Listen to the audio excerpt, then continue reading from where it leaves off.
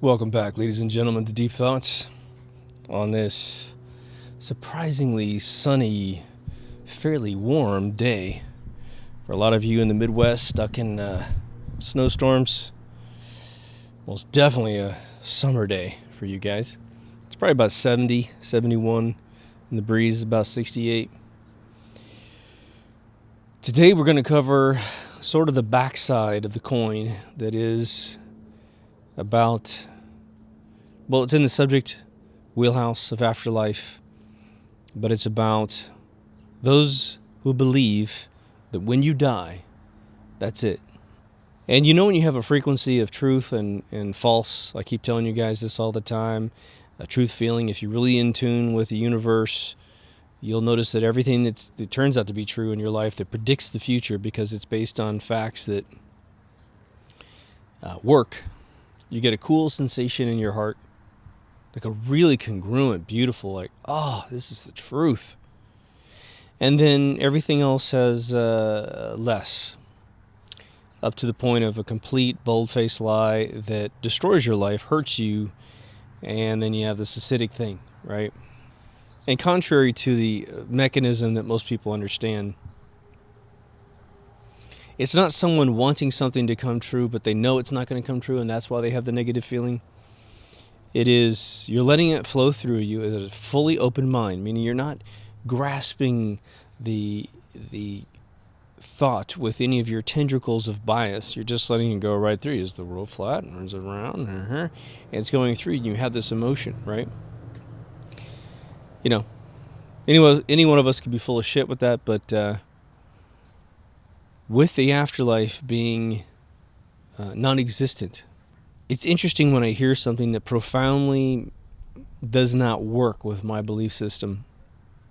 It's very exciting for me to hear someone go against me, right? A lot of folks, the second you talk to them, I'm going to tell you a story about this dude, they physically remove themselves either by leaving the room or they're sitting with you and they simply cannot digest any more information from your source. Give you a case in point here. I'm at my smoke lounge, and I forget that people are new to the smoke lounge, and our smoke lounge is known for being like Deep Thoughts. Man, did we dive down rabbit holes. It is unbelievable. And so you have to, in my opinion, if you were to come in, I'd say, if you're a good friend of mine, I'd say, okay, if you haven't done a lot of research, then probably want to stay quiet until you figure out where we are, maybe touching a subject that you have more knowledge than, say, other pieces of knowledge, right? Lest you open your mouth and remove all doubt, right? So we had a new guy. He's sitting next to me. Very friendly man. Good-spirited person, And one of us was talking to him about some of these deeper subjects, about some of the conspiratorial things. Not too intense, but the guy sat there for like 3 hours. Then he came back the next day. Sat for another 3 hours. I think, as I understand, he sat there hours before I even got there, so he was there a long time. So he's feeling at home, he's feeling good. And so I thought, okay, well, you can't just sit here forever without hearing what we talk about. But it wasn't like I needed to impose myself on him. We were playing things on the TV. And I said, oh, yeah, that's about that thing. And then it got to the moon missions. Grade school shit, right? Conspiracy 101. Something extremely simple to discuss, whether you believe it or not, right? And so I started just absolutely touching the surface. And this guy, who goes to church every Sunday, okay, ceases to be able to pay attention, starts to stare off in the room as if I am not talking to him. Oh, but when I'm not talking, he's talking 24/7 and wants you to pay attention to everything he has to say. And I'll give you a spoiler. It ain't that interesting, right?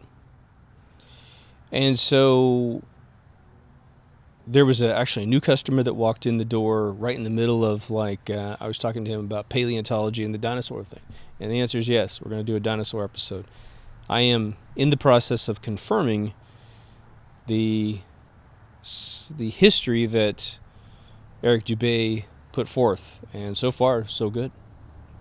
But I'm talking to him, and there's that Asperger's thing where you can't fucking pay attention to anything that's going on. You're doing things out of formality, not as a matter of true engagement. And conversation is one of the things that Asperger people have a hell of a time paying attention to. And so I'm talking to the guy, and simple shit, man. Simple shit. And he starts staring off, right? Why am I mentioning this guy? Well, he was very religious too. He was afraid we didn't go to the moon. He was afraid the dinosaurs didn't exist, and he was afraid that his Lord and Savior, the 27th iteration of a virgin birth, creator that falls from the sky through a virgin womb, saves the planet, and reascends. He's fearful that that system isn't true, because he's been hanging on to paradigms his entire life. And again, even though one is more defended than another, even though perhaps an entire planet thinks that a fictional character that never existed, it doesn't mean they existed, right? Why is it so easy for people to say that dinosaurs didn't exist after you study the fact that they found a tooth and built a dinosaur around it, found a femur bone, built a dinosaur around it? Two different paleontologists, right? I don't even know if you can give this fucking thing a real name, right? A fictionologist is sort of what they were. So those two guys battled out for 40 years in their career, and then they are written in the history books as being completely fraudulent. They're two lying scumbags that, although they may have found large prehistoric teeth and bones, they're not related to this fictitious fucking thing that is called dinosaurs. Okay. Now, some people can't let go of dinosaurs because they like movies, right? But for those of us who quickly say, yeah, that's bullshit, they're still hanging on to the teddy bear that is their savior, whatever one that is, right? So I have had two other people in the last 2 months, probably the last 30 days, definitely last 2 months, tell me that they think that when you die, that is it. It is blackness. It is nothing. Okay. I want to pause the little chronology meter, the time phasing for 1 second, because I want us to understand what we're talking about and what we're not talking about. Okay? Your humble narrator does not care if it just stops. If it is blackness and I cease to exist, that I don't care, because I will not be here to care. Right? Right. So I have no problem with that. If Kurzweil's right, we're just a bag of chemicals, although for for hundreds of years we can't explain the mind. That's fine. Obviously, those of you who watch the show regularly, you know that I have experiences that, for me, man, I'm sorry, it absolutely proves beyond the shadow of a doubt that there is an afterlife. Some people live in the afterlife, and they live where they want to live, and they look exactly like they want to be, like they want to look, at least when they portray themselves to us in a apparition form. Not that anyone else can see them, but they're putting themselves in your mind's eye. They look exactly like they want to look. Go see my episode on Afterlife if you need to have those stories retold, because my listeners are absolutely bored to death of those stories. I mean, they're true stories.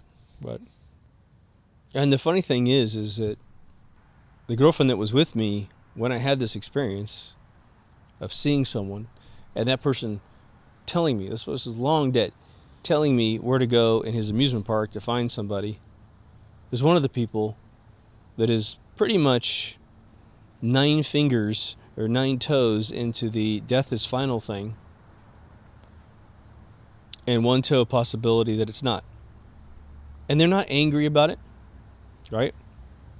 If you start to give them your belief system about why you think that's not true, and that they, especially her, she has definitely seen something. I told her the other day, I said, look, you were there. And she was in front of her dad, who also, he adamantly believes it's the end. I said, you were there. You know we don't go to that part of the amusement park. You know that Bob Gurr was standing right at the top of the hill. Bah, bah, bah, bah, bah. And so, okay, so the Cliff Note teaser trailer, for those of you who want to go see the episode all about it, is I met Walt Disney. He told me where to go in an amusement park to meet one of his Imagineers that he hired, who I just met 2 weeks earlier. I was with my girlfriend. I take her there. We meet. He was with a buddy of his. And then I called him 10 years later, and he said, yeah, it doesn't surprise me at all. So now this girl got this privileged moment to see something that few people have ever seen, right? Oh, yeah. I wish we were having a big party, big Deep Thoughts trip to Disneyland, and there's like 100 of you guys and gals, and we had this experience. Wouldn't that have been awesome? Would have changed the world, right? Would have been those moments where the crowd goes, oh, shit.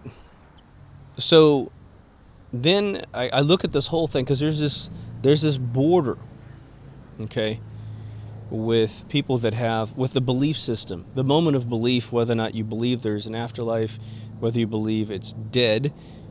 Once you go into the afterlife world, whether or not you believe it's Jesus Christ and pearly gates and Cloud City and Peter with the big ass book, or if you believe it's something else more nebulous. Perhaps you think we come out of the Matrix, right? There's room for all the belief systems, right? But now here's the common denominator of folks that I know that take the tack that when we're dead it's over, is this.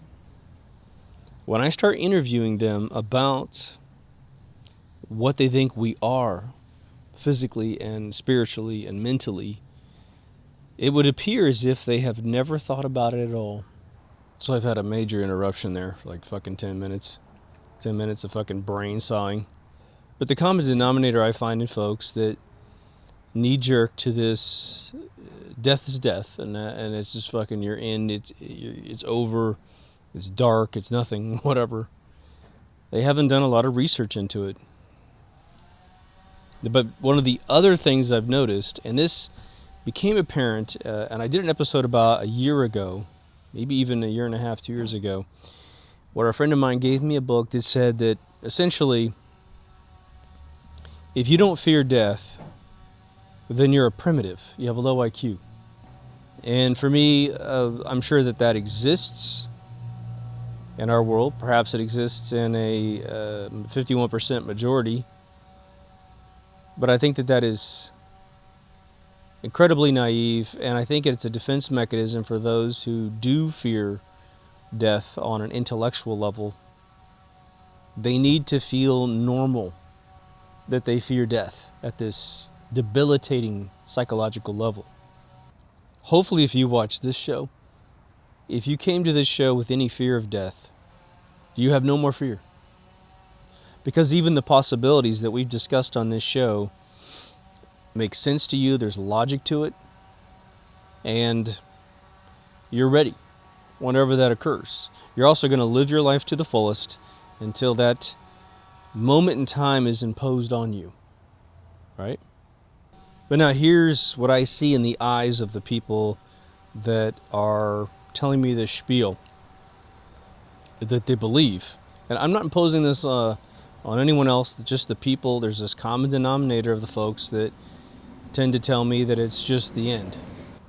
Because the guy who gave me the book told me once that he had almost died in a boat off the coast of Florida.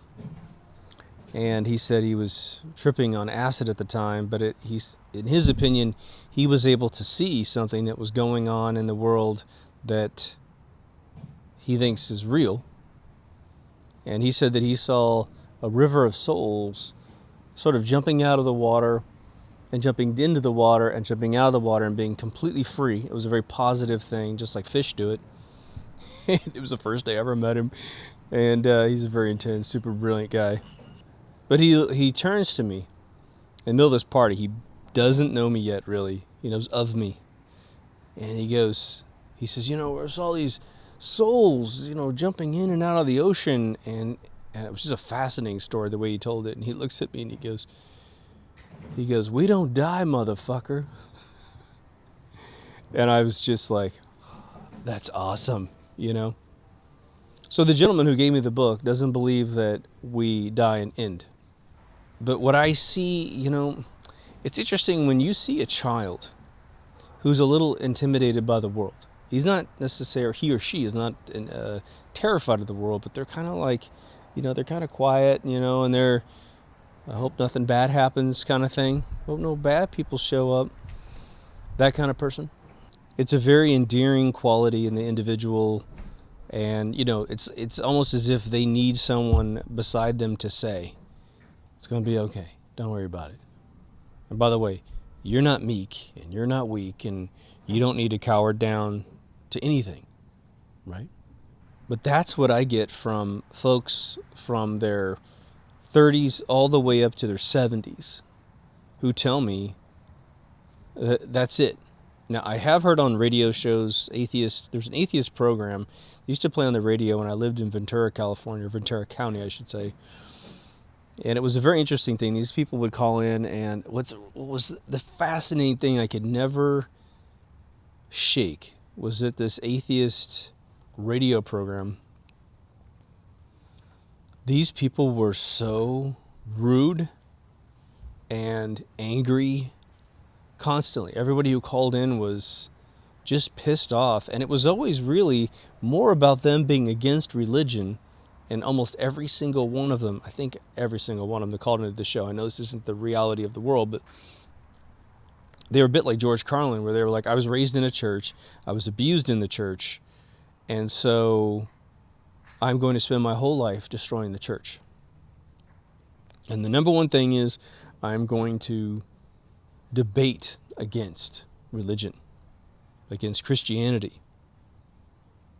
And the horrible, horrible, short-sighted, and there's that British guy that did this a lot. He passed away a couple of years ago. I apologize for not remembering his name, but he, it's probably better I don't remember anyone's name, and then when this internet turns into some fucking defamation lawsuit program, it'll only be 2/3 of my episodes that'll get deleted. But the guy would lean on Christianity alone and say that's why God doesn't exist, because Catholics fucked it up, right?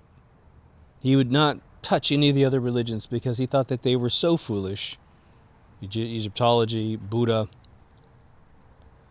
Never paid attention to any Muhammad stuff, because that's a human being just trying to be a ruler on earth.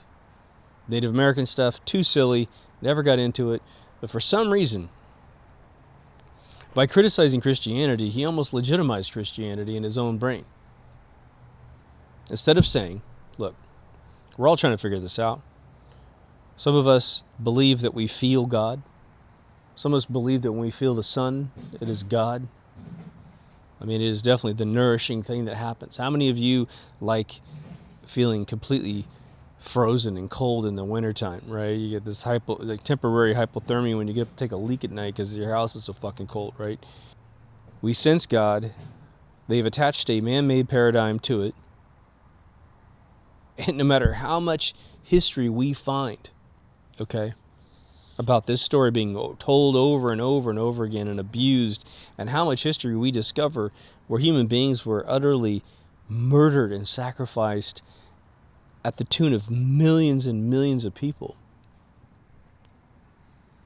Regardless of how much of that history we dig up, it's still true. It's still the one. It's mind-blowing. And so people want to take down God and take down the afterlife, because there is no soul, there is no afterlife. Nothing could be scientific about this, right? And again, I think I've said in several episodes, the bias for religion is just as insane as the bias for atheism, in my opinion.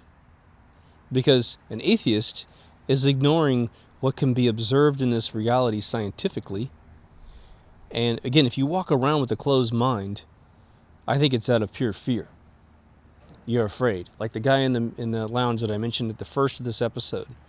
He was so afraid. He was probably in his late 50s, mid to late 50s, but he's so fucking terrified of hearing something that he can't digest that he goes pretty much borderline rude, if not totally committed Asperger's rude, by just delving off while you're talking. Again, you have to listen to his fucking bullshit for hours and hours and hours. I mean, we're talking bullshit. Like, who gives a fuck what this guy's saying? Nothing profound. Wants to hog the fucking TV to play his favorite tracks when he was a kid. It's funny. And then when you want to talk, it's like, oh, wow, that's more than 1 + 1 = 2 for my brain. And hey, I go to church so I don't have to ever add anything up. I go to church so I don't have to fucking think.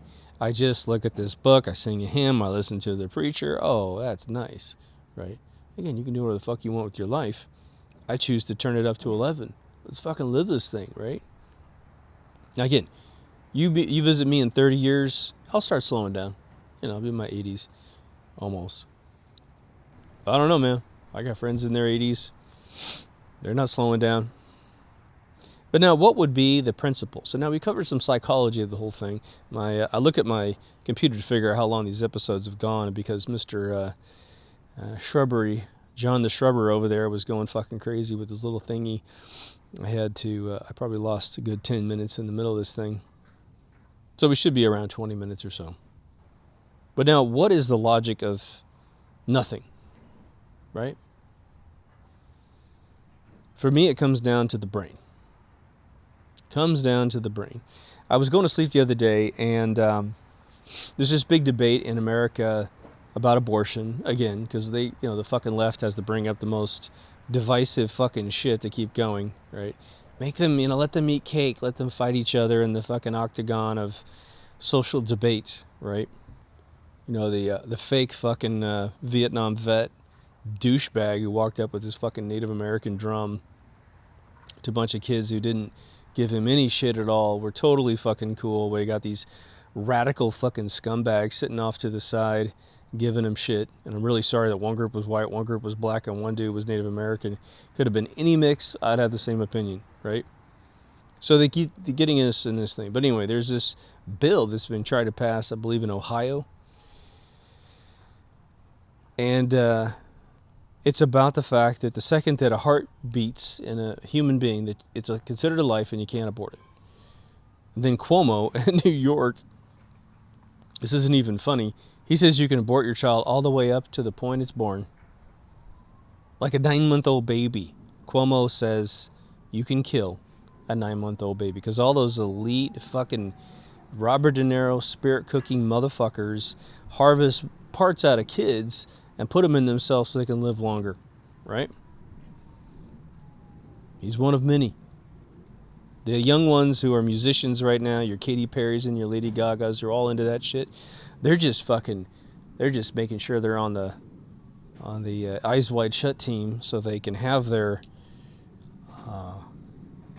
parts when they need them in the future. Hail Satan, right? But anyway, I digress. We're going to throw that out for a little while to make sure that you repeat that, you look it up. Spirit cooking Lady Gaga, spirit cooking Robert De Niro, spirit cooking lady, look her up. It's time we expose these piece of shit fucking humans, right? I hate to even call them humans. It's an insult to our whole fucking species, right? Remember, we live by do no harm. Well, those people are the epitome of do extreme harm at the cost of other people's lives. That's what they do. But anyway, I did this episode on vacuums and ether. I'm going to bed the other night. I'm thinking, how the hell does the heartbeat start? Right? That's the Frankenstein question. That little electrical pop that you go, oh yeah, that's wild how that little muscle, a couple cells divide, and all of a sudden there's this dum dum dum dum dum dum. And I thought, well, I believe that we are a symbiotic being between a soul and a body.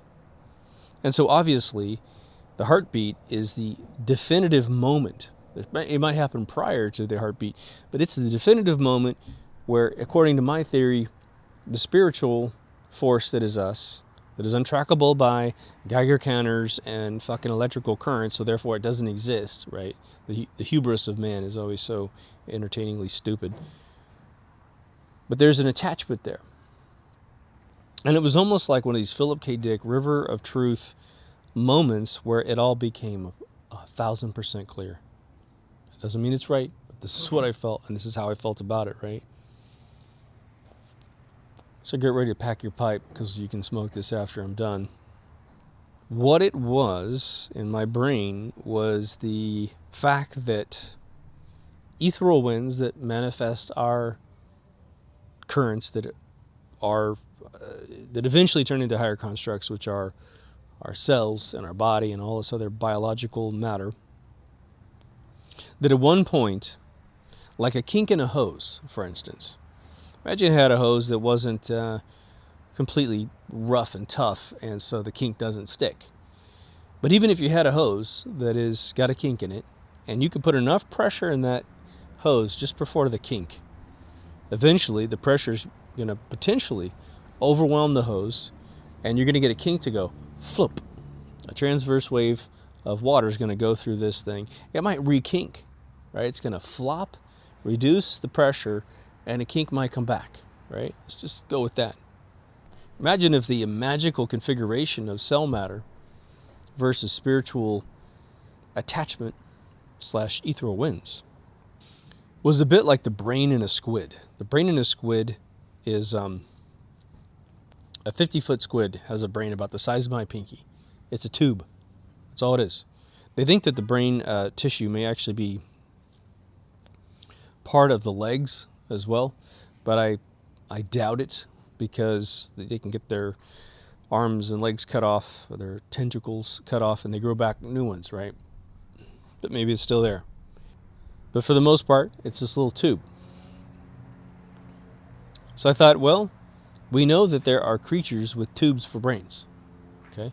What is our brain? Our brain is a bunch of tubes constructed out of this gray matter stuff, right? We just have a big tube that's all condensed. Okay, stick with me on this. What if the heartbeat is nothing more than the beat of ethereal winds pushing through a condensed configuration of cells, and it is merely flopping through a tube? Flump, flump, flump, flump. The first pop is the biggest one, because it is the pressure that has to push hard enough on the cellular matter, or even the ethereal wind matter on electrical level, right? Because ether is going to make electricity. It flops, and then it hits another bump down the road, just down the road. We get the second flump that's less than the first. I believe that's the way it works on the EKG. It's boom, boom. It's high, low, right? It's like an electrical circuit. When that occurs, you're going to get dielectric, magnetism, and electromagnetism, and you get your waves of electricity that then start to galvanize all the tissue into a reflexology of ventricle walls that become the heart. But now let's think about it. If there's any big bang to a human being, it's this moment when this heartbeat doesn't exist, and then it does exist, right? Flop. Once you get the one pop, you're on. You're on until you're dead. But everything is so condensed. What cell is actually getting that little flop? Well, naturally, we think it's the heart, because the heart is what actually has that rhythm for the rest of your life. Flump, flump, flump, flump, right? And it very well may be. But all of a sudden in my brain, when this was given to me, this association between the spiritual and the physical, again, the Infinity Project, right? The distinct area of the body that became apparent to me was the brainstem, which we now know many cultures have identified as the third eye, your pineal gland. You're essentially your extension cord to the rest of the universe. Again, you can have your body absolutely destroyed head to toe, but if you hurt your brainstem, you are dead. You're dead instantaneously. My physics teacher told me once, he goes, if any of you ever kill yourself, he goes, put the gun right back to the back of your roof of your mouth, or right at the back of your roof of your throat, and he goes, that'll blow your brainstem away and you will not live, no matter what happens. I had a cab driver tell me once he was a liar. He was a stolen valor guy about Vietnam. He may have been there, but I don't know. We can't find anything out about this dude. He's long gone. But he used to tell us that dudes used to take a big swig of water. These guys that want to commit suicide in Vietnam, they take a big swig of water, put a shotgun in their mouth, and he said when you pull the trigger, it boils the water and blows your head completely up. And I said, dude, Just try it without the water. I'm sure the same fucking thing will happen. There's a morbid tale from the limo drivers of the world. So there's obviously something going on here. I'm going to make an episode that's going to be about how the human body processes electricity, based largely on epigenetics as a foundation, and then we're going to get into a lot of different analyses about the senses of the human body. But in this particular conversation about the afterlife, there's a reason why you are you and I am me, right? We know that our bodies contribute greatly to our eventual outcome, right? You become your father and your mother and your other relatives. You do. You become your grandparents. Now, some of that is most likely due to growing up with them. But for those that have studied monogastric twins, they end up marrying the same type of people, male, female, whatever. They end up getting the same jobs. So there's a tremendous amount of genetic encoding that travels between human beings. We've proven this. But that may simply be the biology of the brain, right?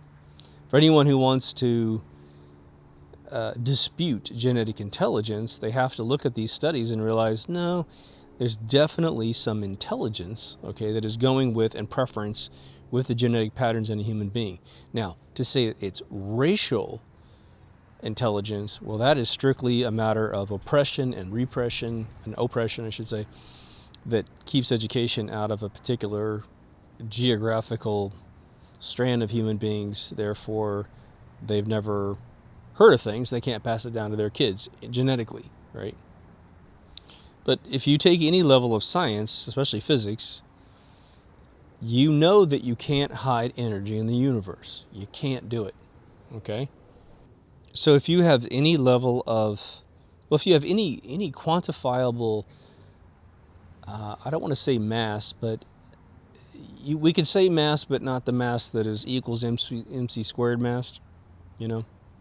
I'm sitting with a patio with my computer recording the audio, a bunch of stuff in my backyard. If someone said, make this disappear, the only thing I could possibly do is say, well, relative to your eyesight, you think it's there now, and so I can relatively move it to a new location such that it seems like it disappeared, like a magic trick. But in the end, I'm palming the card, right? So when it comes to your spiritual existence, and again, the problem that we're dealing with is the chicken and the egg, and the idea that an atheist might say, well, Jesus, look at you. You're claiming to be open-minded and have your 2 feet on the ground, but you're talking about a soul, right? There has to be a reason why. I'll go with my grandmother's example. That my grandmother had died, and then I woke up about 12 o'clock. She died, I think, the previous day, and or early that morning or something, and I got the message several hours later in California at 12 noon. I woke up, I'm in bed, I got my eyes shut, but I'm waking up, and I see her hovering over me in my mind's eye, and she says to me my name, and then she says, it's Grandma. And I saw her, I always used to see her at night in her gown. All the grandmas wore these gowns, right? Totally different than what we wear today. And she's just sort of floating up there like she's under like an underwater ghost shot or something, right? And she says, I just want you to know I'm on the other side and I'm okay. It's all good. 2 o'clock that day. Again, this is 4 o'clock Midwestern time. So by 12, it's 2 o'clock. By 2, it's 4 o'clock. My mother calls me and says, Grandma's passed. Okay. So there's 2 ways you can look at this, in my opinion. 2 main ways you can look at this. One, let's go with the least obvious, in my opinion, which is one of my relatives found out that she died, and they telepathically transmitted this message to me in bed at 12 o'clock. Okay. Why the hell would they use the words that they used? I'm on the other side. I'm okay. They wouldn't tell it to me like that. They would tell it to me like they told me at 2 o'clock that day, which is in a cry voice, Grandma passed away yesterday. That's the way they would say it. It's a personal loss for them. My mother called me. Her mother died, right? And that's it. So the other side of the game is my grandmother's already gone. In terms of an atheist, she is in the nothingness. Okay, so how the hell am I getting this message? Did she leave behind a tape recording in some non-spiritual world that got to me? Okay. Now, the other interesting thing that we need to put together is that, one, again, this happened to me, and so it's one of these things, if you saw a UFO, you know you did. You weren't on any drugs, you were in a very solid state of mind, you got a good rest at a Motel Inn, and you saw a UFO, and then I come and tell you that you didn't see a UFO because I'm some asshole Project Blue Book guy, or I'm your cynical neighbor who wishes I had seen one, so if I don't see one, you can't see one, and I keep telling you that it didn't happen.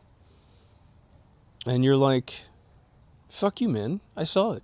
I got in the fucking thing, right? Had some asshole come up to episode 26, the Moon Hoax episode, and he was accusing me of being a pathological liar and claiming that I talked to NASA scientists. And at first I'm thinking, scientists? Like, when the fuck did I say I talked to scientists? Oh yeah, my two buddies who work for NASA, I guess they're scientists, I guess, right? But that was funny too. The guy in the lounge, I said to him, I was debriefed by a guy who was a prodigy child, worked for NASA from the age of 16 and up, 7 patents at NASA for satellite technology, ended up being, I don't know, I've known about this guy's worth. He's a small Elon Musk now with his money because he made something on the internet that sold really, really well. And I went and looked him up and actually chatted with him in the last 2 years. He doesn't even acknowledge working for NASA in his LinkedIn page. It's hilarious, but this was the legend of this guy, and he talked to me all about all this stuff, right?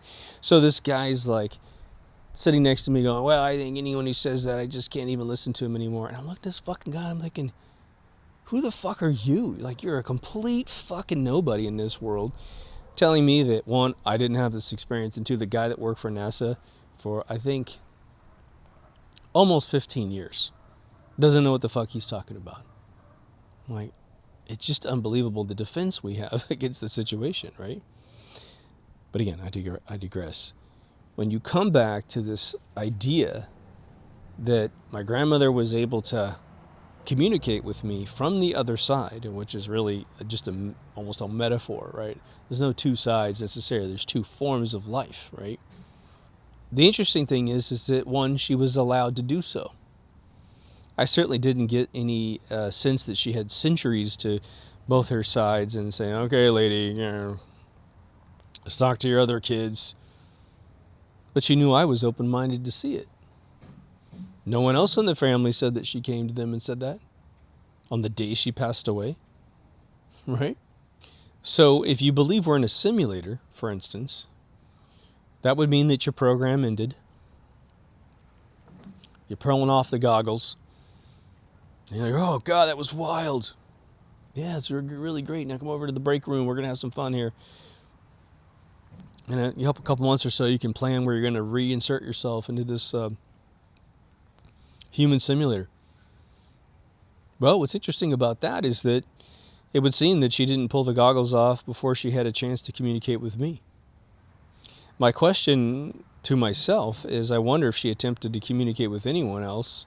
One, I wonder if she actually did and someone saw it, and my family on that side of the family, that side of my family is very conservative, very, very conservative. Would not want to be known as saying anything out of the norm. It's all about being a part of the club, right? And I'm sort of in the middle of, truth with a capital T rules my life, and everything else can go fuck itself, right? Got to stand for something, people. But now, if someone were to say, "Oh, Mark, you made that up in your brain," it's like, okay, how would I do that? How would I say something I'd never say? One thing that's very interesting about dreams is that a lot of the times dreams will say things that you really would have thought up, and when your dreams start saying things that you wouldn't say, that's when you really, really, really remember them. But that almost never occurs for me. Believe me, I have some damn good dreams. Now, I apologize, but I've got to lay this out here. When I met a certain individual at Disneyland, it warmed my heart in obviously more than one way. But one of the best ways that warmed my heart was that the notion that you can live where you want to live for as long as you want to live after you're gone. You don't have to come back right away, right?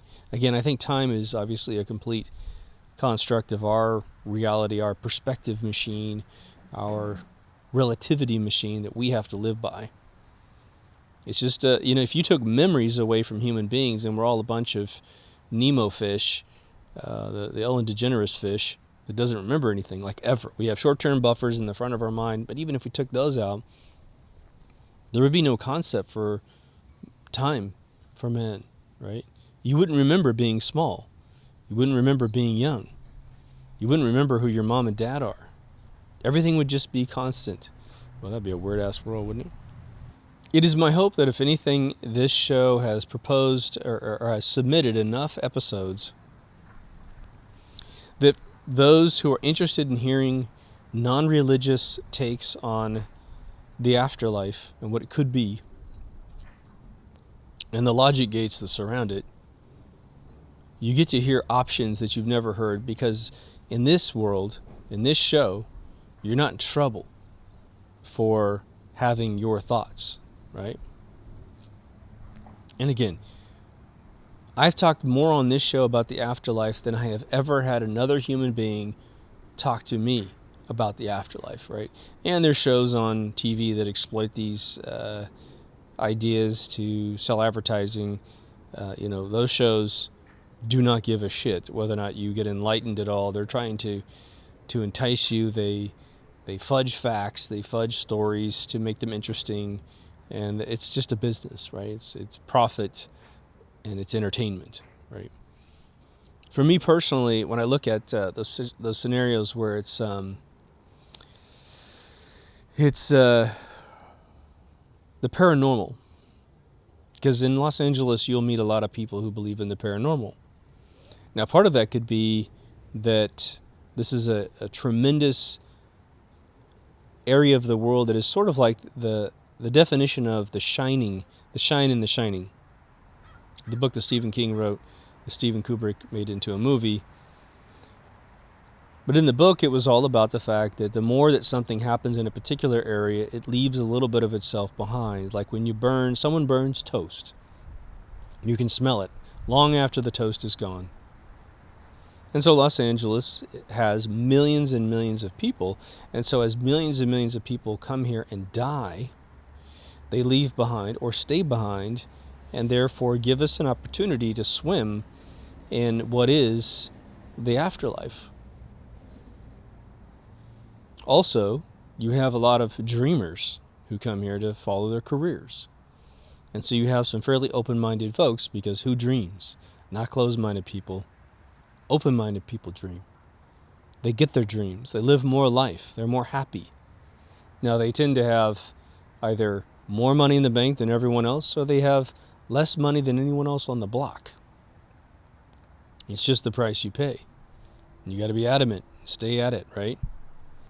But you also have that person that I tend to call it the Whitley Strieber person. Maybe Whitley Strieber had an experience with gray aliens. This is his claim.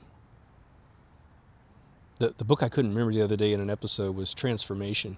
So it was Communion, Transformation, and Breakthrough, I believe, are the three books that went in a row. He's probably written several since then, but those are the three that got released in about a 2 to 3 year span.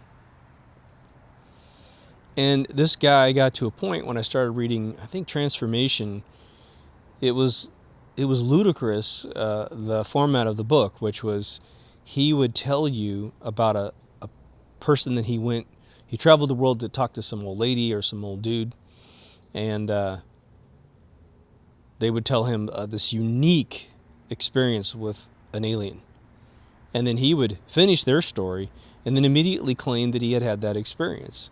And it was one experience after another. It's like this fucker couldn't meet anybody that had an experience that he hadn't had as well. Almost like that kind of one-up chick that Kristen Wiig used to play on Saturday Night Live, right? No matter what you say, they've got more. Oh, I did that too, and mine was better than yours. You start to understand there's an sort of a nerdy Me Too, meaning all-inclusive. I am part of your crowd too, but I'm your leader. I'm better. I've got the better one, which is all built out of insecurities, right? And so I have met folks in Los Angeles that are a bit like that. They've had every single experience that they've ever heard about on the internet. Oh, I had that too. I had that too. I had that too. And it's like, well, then you should have your own show, right? John Edwards had a show where he read people's minds in a town hall format on a set. Okay. Because for him, the occurrence of hearing folks from the other side was, according to him, far more common than the rest of us. And so he developed skill sets of discerning what they were saying, because it's a little foggy when they talk to him. And so he works with people in the room. Now, again, I've had friends that went to the recordings of his show, and he said, we sat there for 12 hours. And he goes, when I watched it on TV, it was only like 2 hours worth of the 12. So they really cut the hell out of that show to make it look like he's just fucking nailing it every 2 seconds, right? But again, maybe the guy's a master gypsy cold reader, or maybe he does have these experiences, but it's not frequent enough to actually sit in a room and hit it out of the park like Babe Ruth 12 hours in a row. So he's sitting there going, oh my God, what the hell have I got myself into? I've got this skill that allows me to communicate with folks on the other side. Not everyone's relatives care to communicate with them. Maybe they decide it's not appropriate. Maybe they decide it's not something they're interested in. Maybe they've moved on, have been reborn, and so they're not there. But what does he do with the cold reading? He says, I'm getting a vision of a red scarf. Has someone in here knows someone who always wore a red scarf? And then, of course, the odds are, in a big enough room, in a big enough town hall, someone's like, I did. Okay, well then, have they passed already? He starts going to a warm reading mode, right? So random fishing, turn to warm, turn to absolute coincidence, right? But again, I've seen some the most convincing episode of John Edwards' show. I don't think it's on TV anymore. There was a little boy who passed away. I mentioned this once before, and there was a bambino. I think this was all Jersey or New York, and he recalled this kid's funeral with great detail. And this bambino dude was like, he was brought there by his wife. He didn't want to have anything to do with this. He thought this was all bullshit. And they interviewed him after the show. I think he was sucking on some hard candy or something. It was really creepy, man. He was like some fucking gangbanger, right? Or back from the day, like a gangster. Tough dude, you could tell, man. I've got friends like this, and they don't mess around, boy. But it was his little nephew. I think it was his nephew. Or no, it was his grandson, excuse me. It was his grandson who passed away, and I think he got hit and riding his bike or something, and they had this gigantic ceremony down the street, and everybody was there because everyone loved this kid, and this guy choked up on camera, and he's just like, man, he goes, there was just way too many details that this guy nailed without me saying shit, because the guy wouldn't talk to him. The bambino dude would not say shit. He's just like, fuck you, dude. If you're going to get this right, you're going to get it right all on your own. I'm not helping you. I know how this game works.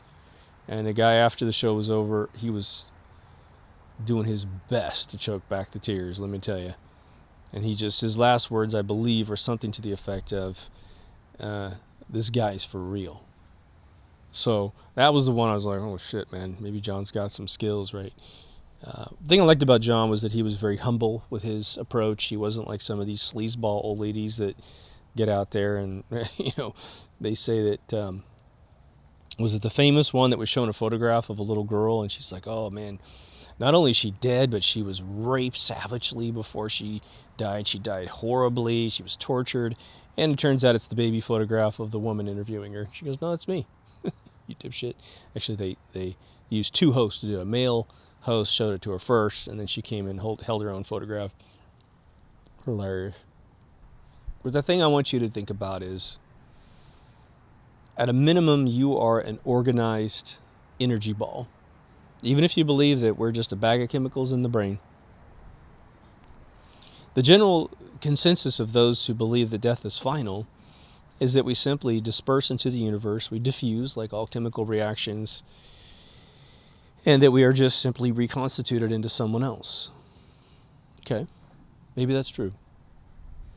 Then there's folks that believe in the more intellectual side of the afterlife, which is if you contribute to this world, then you sort of are living forever because you have contributed your sense of being to others. And even if you're not remembered like King Tut with a gold bust in some mummy and some wild-ass story of your family and what have you, which may or may not be true, you are still being remembered by your family. If you ever taught a kid how to do something, then that kid could grow up and be that professionally, and they teach their kids and kids and kids and kids, and it all came from you, right? You figured out something the family had never figured out, or you rediscovered something about your family. Again, the pharaohs believe that if your name is spoken by the public at large, then you are still remembered. That's a very interesting thing as well. You know, there's it's really interesting and fascinating that we get information from the weirdest places sometimes. And there's always multiple places you can get the information from. But I tell you one that came to me through, I think, I don't want to say a regrettable source, but it's definitely one that I do not participate in believing in currently. I have no reason to believe in it. And that is David Icke's belief in reptilian people. And, you know, over the years, he's had his balls busted a million times for this thing. And he always gets really angry. And as much as he pretends to have composure over this, he's totally busting at the seams. And Jesse Ventura interviewed him once about the whole thing. And I supported about half of the way Jesse treated him. But this whole hostility thing, like if I had David Icke on this porch and we're doing an interview face to face, I would treat him with the utmost respect for his beliefs. And I might ask the same questions that Jesse asked him, but I wouldn't ask him like an asshole, right? Where Jesse was like, well, where are they? Where are they? Where are they? You know, it's like, okay, well, he's got you. David's got you, Jesse. Because what David said was, he goes, look, we estimate that mankind can only see at the highest level 3% of the visual frequencies that are in the universe, meaning the various frequencies of light that exist, that are created through all different means, right? From X-rays to ultraviolet light and all this kind of stuff, right? We feel the effects of them, we suffer from the effects of them here and there, but we can't see them. And so he said, look, they live in the other 97% of the visual spectrum that you can't see. Now, I don't find any value in really getting into the reptilian debate personally. If I see someone transform into a reptilian, I'll let you know, right? I will. We've had at least a dozen people in the comments over 3.5 years say emphatically in the comments, well, I've seen them seen someone transform into a lizard or whatever, reptilian. And I say, as politely as I can, please explain your story. Share your story. Tell us what happened. And not a single one of these people reply. Okay, well, you go to the zero book for me because you got nothing. You've got an attention-seeking, fragile soul that needs to feel special. And so you're throwing this around. Well, I've been on an alien spaceship. Oh, you have there, Jeff. Okay, man. Tell me all about it. Well, you know, I was drunk at the time. I don't really remember it that much. Okay. You were with the Bigfoot, weren't you? Well, funny you'd mention that. See how that works? No thanks.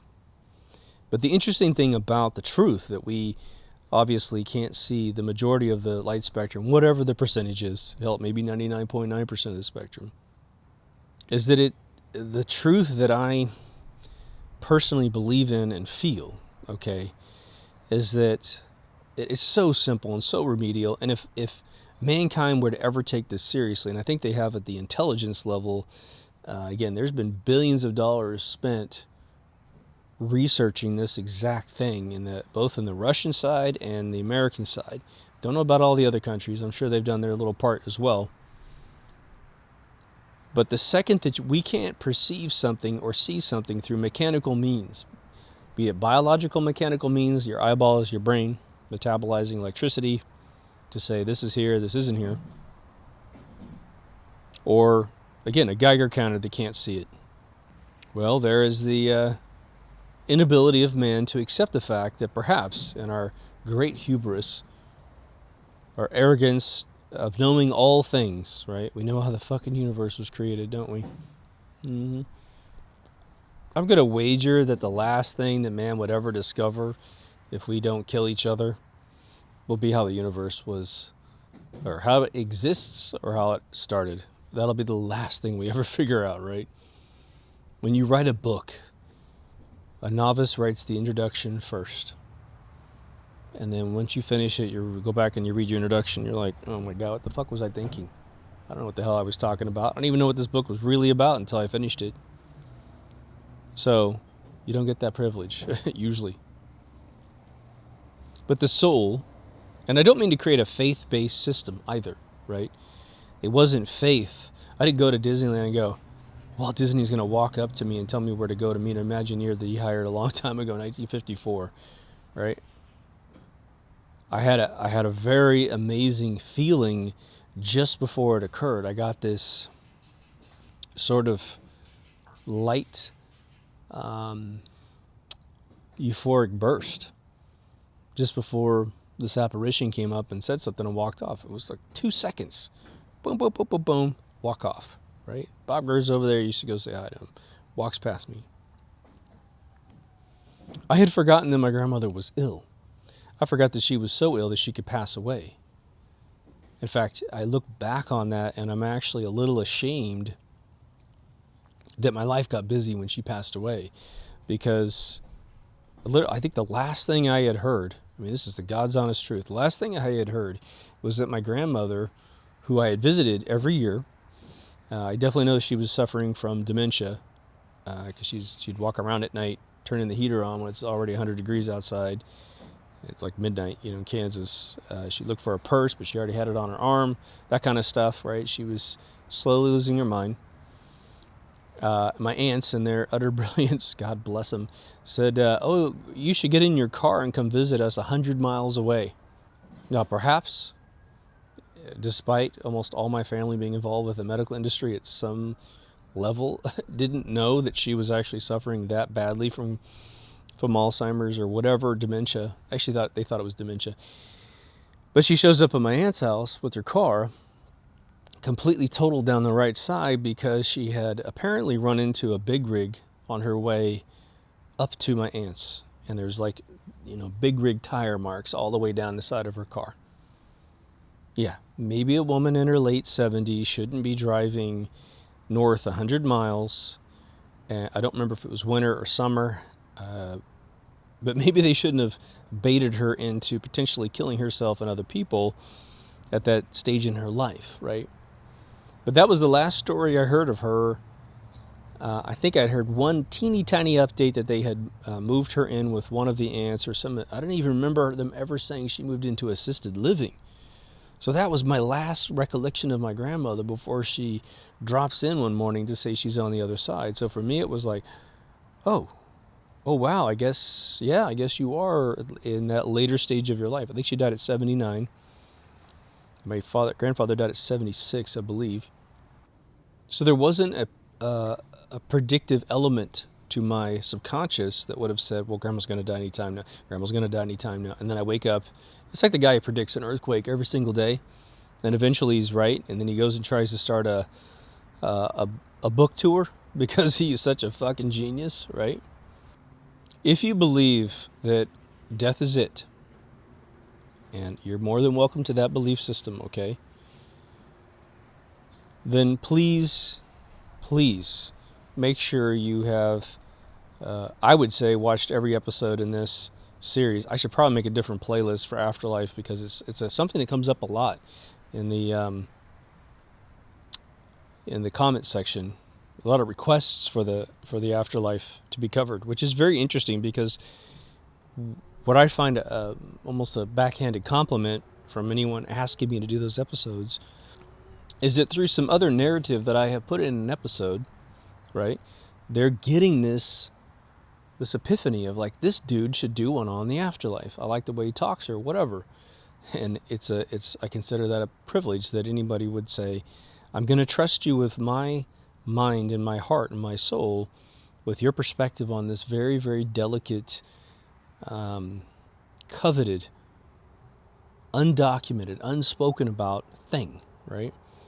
And again, luckily the internet has now turned the world inside out. And so instead of having 3 channels, right, there's this weird thing that my girlfriend always talk about, which is there are, about 1983, there's like 3 channels on TV.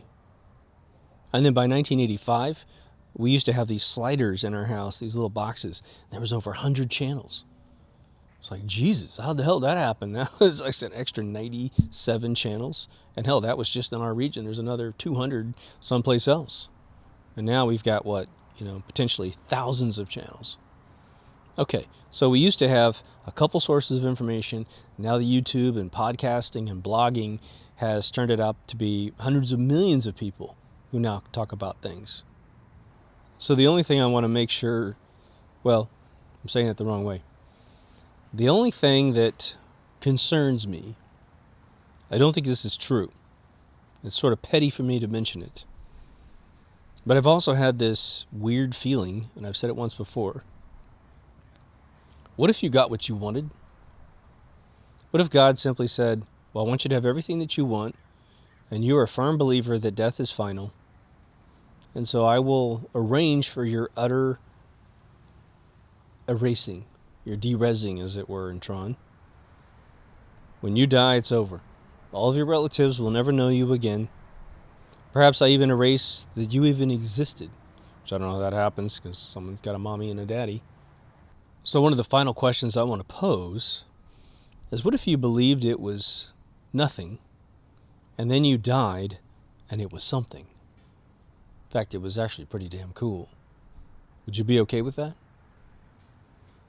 Think about that British philosopher who, again, I'm sorry I can't remember his name, but some of you guys are going to shout it out at the screen there. But what if that guy died and all of a sudden it's a wonderful place on the other side, and he realized that he spent a fair majority of his life preaching against something that wasn't true? How many preachers of Christianity will die and find out that Jesus never existed?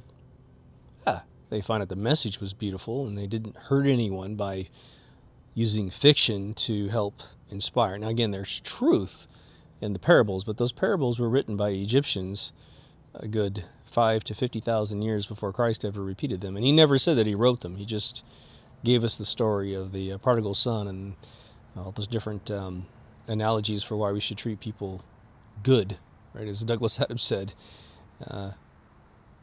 2,000 years after one man was nailed to a tree for suggesting that we should be nice to each other. I do want to reshare something with you too that is came to me in the last year, which is a good friend of mine said that she had had 2 male friends of hers die and come back to life. They were in accidents, they were in medical procedures, they died, they had the whole floating above their body thing. They had the floating up and into a world experience. I believe she said that at least one of them had no faith whatsoever. But they were restored and sent back down, right? Their bodies were fixed and they were sent back down to earth. And she said to me that both of them were angry. They described to her, 2 guys that don't know each other, described to her the same thing, that they were very angry that they were put back down on earth. And so I stopped her in the middle of telling me this story, and suspecting what the answer might be, and I said, well, why? And she said, because where they went was painless and wonderful. And they wanted to stay. But they were put back down in their broken bodies to suffer through the healing process. Now, of course, it might be that both of them find out that there's wonderful things that they were yet to experience, that they will finally enjoy life as we know it as human beings. But both of them felt this place. Neither one of them saw Jesus Christ. Neither one of them saw a tunnel of light. I think that's fascinating. I think that's the most illogical take on a near-death experience or a life-after-death experience that I've ever heard told. Because there's all these specials on the internet.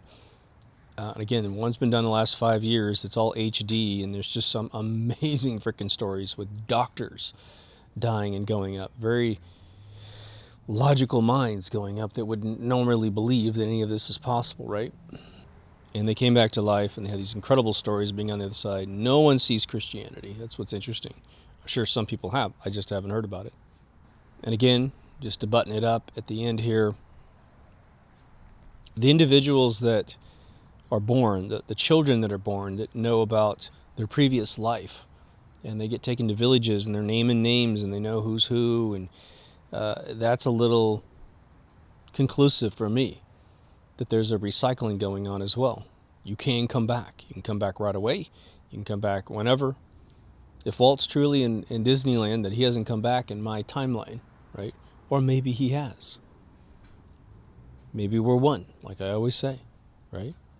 If you were sitting with me and you were ill and you feared that potentially the illness that you have is going to take your life, I would definitely go through this with you and try to comfort you into realizing, well, first and foremost, maybe you're okay. Maybe you're going to pull through this whole thing. So don't worry too much about the end, because let's concentrate on being alive. We've had absolute, I think, unequivocal proof that your desire to live contributes greatly to your survival. It's almost as if God's like, are you done yet? No, man, I'm not done yet. Okay, just checking. Because as long as you're not done, I'm going to give you the healing power that you need, which I gave you when you were born, to manifest the immune system to fight something, the regeneration that you need to heal yourself, etc., etc. But the second you're ready, I know it's going to be a little freaky. It's like being born. You go through that aperture of your mom. It's a little weird. You're going from this warm state of being inside your mom for however many months, and then you pop out and it's cold and there's a bunch of people looking at you. There's light. There's all kinds of new senses turning on.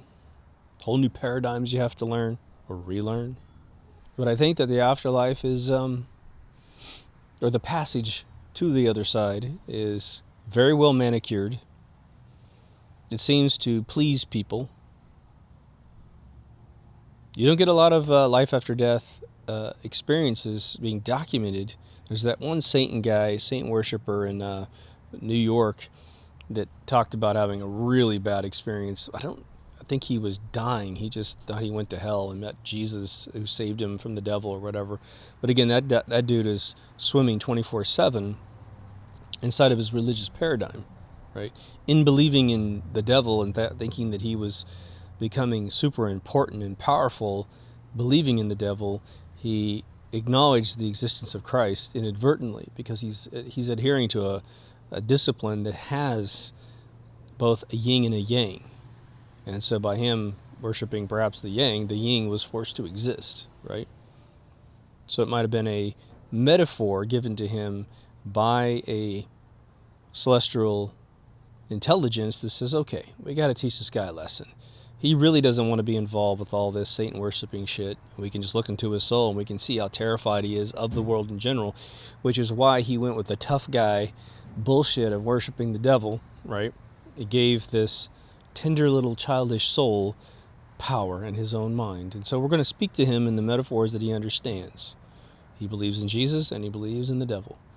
There we go. There's the characters in the movie that he needs to see to be persuaded one way or the other where his loyalties lie. And if you think about it, it's very simple. It's good and it's evil. We define those things as human beings, right? By the way, one of my proudest episodes is called Good and Evil.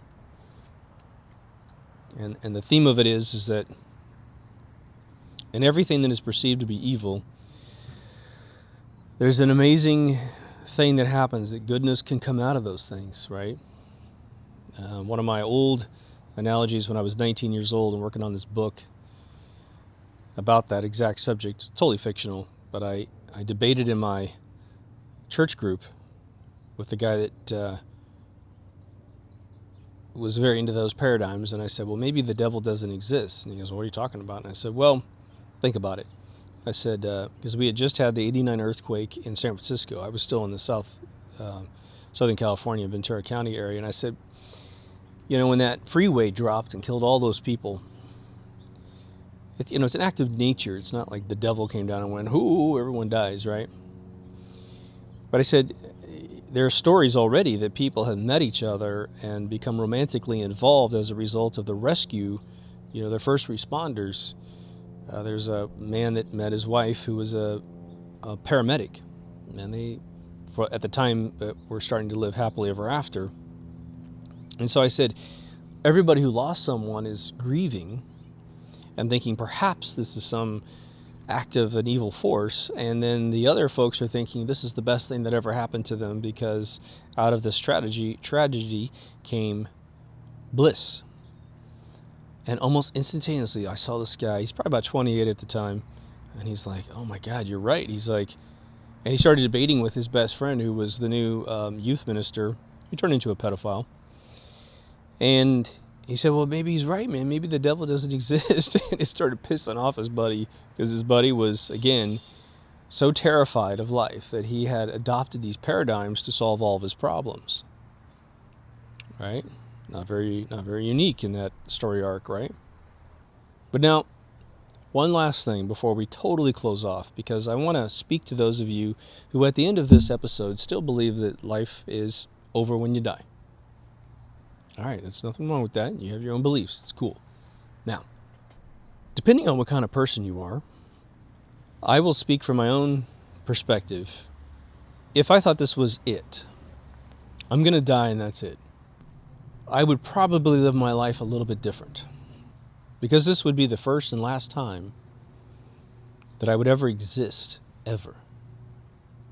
Now, I do tend to treat it like that because I believe in reincarnation, but I still believe that I've been constructed out of extremely fortunate events to be who I am today. I think I've been very lucky. I think most of us are, right?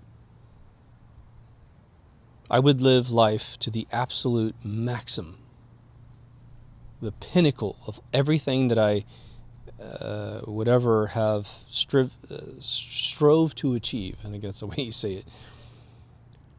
And I hope that any of you that do believe that this is it are pumping life for everything it has, right? Regardless of that eventuality, of the finality of having nothing after this life, I know that you have touched people, and that despite perhaps a goal of not wanting to live after this life, that you will live after this life because of your contribution to humanity. So just keep that in mind as you think about your passing, and perhaps you've never doubted that. But that's a cool little mechanism that's sort of built into reality, I think. Well, I hope you feel me. For those of you who haven't been to deepthoughtsradio.com, please go. It's where you can change formats from audio to video, video to audio. There's a locked Facebook group, which is a lot of fun. If you ever just wanted a feed in your Facebook that's just fun to read, or having more fun with anything. So as we debate our belief system, we use memes that are very funny to do such a thing. So it's a really soft way of seeing other people's belief systems, and we just have a really, really good group of folks. So I definitely encourage you to get over there. For those of you who want to get sort of the inside scoop or the previews to the show, you can donate $1 or more to Patreon. There's a link up there for that. There's also a little store. And that's about it. So until next time, take care of yourself and someone else, and I will see you in the next Deep Thoughts. Over now.